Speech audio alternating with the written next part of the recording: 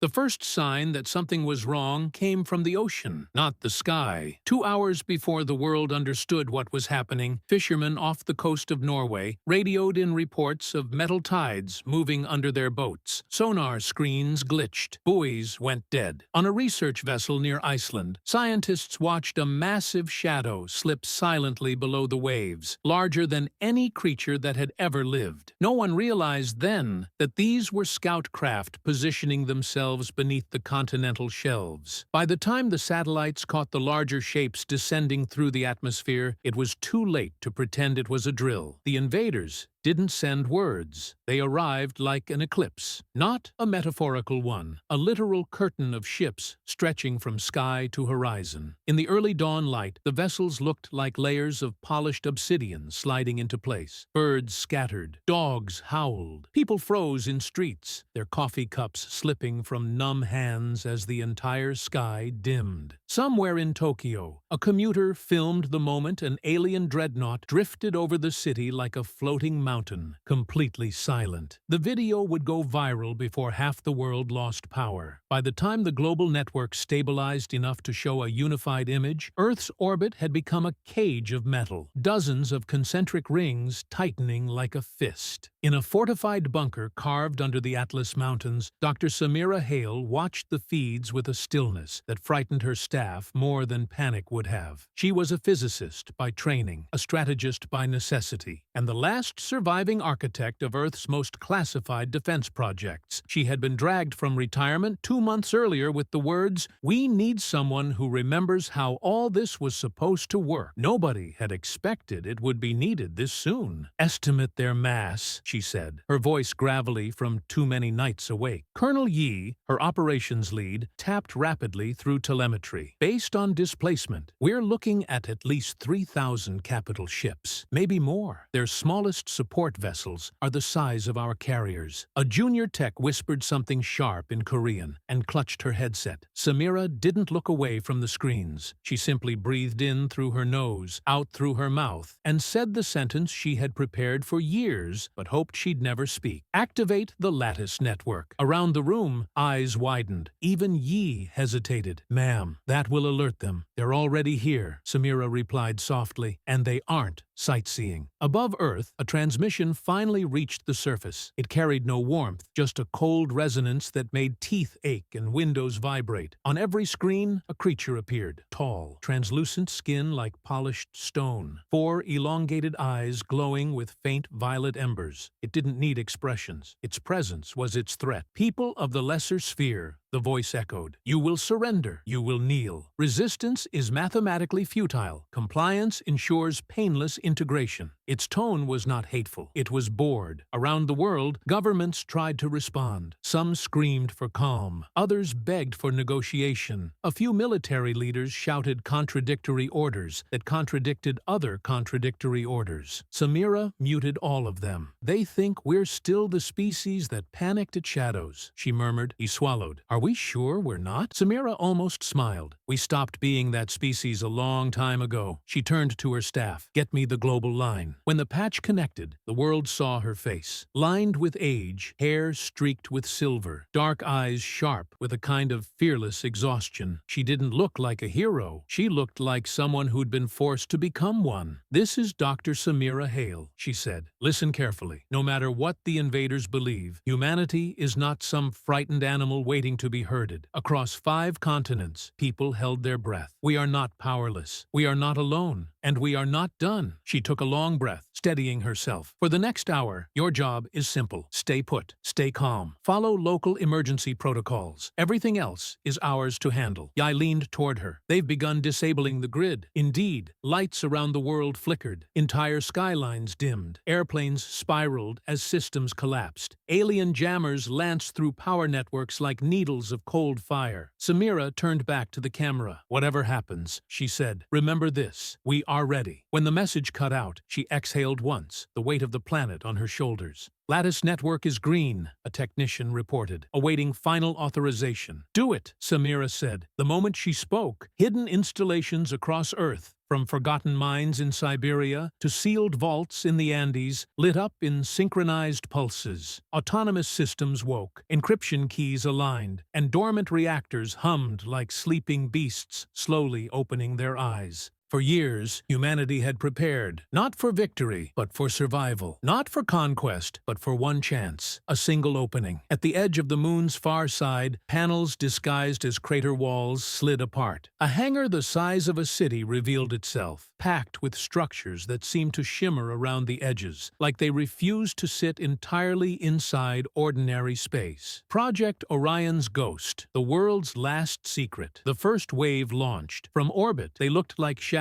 tearing free from darker shadows, sleek shapes with no heat signatures and surfaces that swallowed light instead of reflecting it. The alien fleet's sensors failed to register them for several seconds. Then alarms erupted across their formation. One alien officer shrieked, "Unknown vectors! Impossible acceleration profiles!" Another hissed, "Their technology is inconsistent, fragmented. They cannot have this." "No," their commander responded coldly. "They must not have it." He ordered every available unit to intercept, but the human vessels didn't fight like machines. They fought like people, erratic, creative, reckless. Decisions changing mid-maneuver, paths folding in ways no algorithm could predict. An old helicopter pilot in Brazil guided a ship with the same instinct he once used to thread canyon winds. A paraplegic gamer in Morocco controlled a dreadnought interface with fingertip twitches and dry humor. A grandmother in Turkey, a retired engineer, muttered calculations under her breath faster than the computers could display them. When the alien weapons struck, space bent, refracting beams away like streams of water curving around an unseen stone. The first alien cruiser exploded without fire. A silent implosion, its internal fields rupturing like soap film. Yi stared at the data. They didn't even fire a visible round. "Of course not," Samira said. "Why fight on their terms?" But the Empire adapted faster than she hoped. Dozens of their warships broke formation and dove toward Earth, weapons charging with the angry glow of collapsing stars. "They're targeting the surface," Yi said. "Random population centers." Samira closed her eyes. Of course they are. When the bully loses control, he reaches for the nearest bystander. She opened a channel sealed for more than 2 decades. A code phrase left her lips, one she hoped never to say again. "Awaken Solace Protocol." At the far edge of the system, past the orbit of Mars, something stirred. A long-dormant vessel, too large to classify, too ugly to admire, powered on. Its design was a collage of human flaws and triumphs. Welded plating, mismatched alloys, experimental engines strapped to reinforced hulls. Not beautiful, but purposeful. A giant made from the broken pieces of mankind's past. The moment alien sensors detected it, panic flickered through their ranks. New energy signature. Massive, uncontrolled, impossible engineering. Insane reactor output. Samira whispered, "Hello, old friend." The ship, codenamed Archimedes, oriented itself toward Earth with the slow, deliberate certainty of a leviathan rising. Yi swallowed. "We shut that program down." Samira's expression hardened. Shut down is not the same as dismantled. She composed a message. Only one. 21 words. No surrender. No subjugation. "You came certain. You will leave changed. Or not at all. Withdraw now." The Empire received it. Some laughed. Some trembled. Their commander did neither. He saw the rising power levels of Archimedes and understood something terrible. "Fire everything," he ordered. Now, a cascade of beams, torpedoes, kinetic spears, all hurled at the human supervessel. They vanished on contact, consumed by a growing distortion field that rippled outward like a stone dropped into a cosmic pond. Samira whispered, "Begin the inversion sequence." Inside Archimedes, reactors linked, fields overlapped, space warped. A tide of gravitational resonance rolled outward. Alien shields flickered, weapons shorted, armor buckled, engines coughed and died. For a full, breathless second, thousands of invaders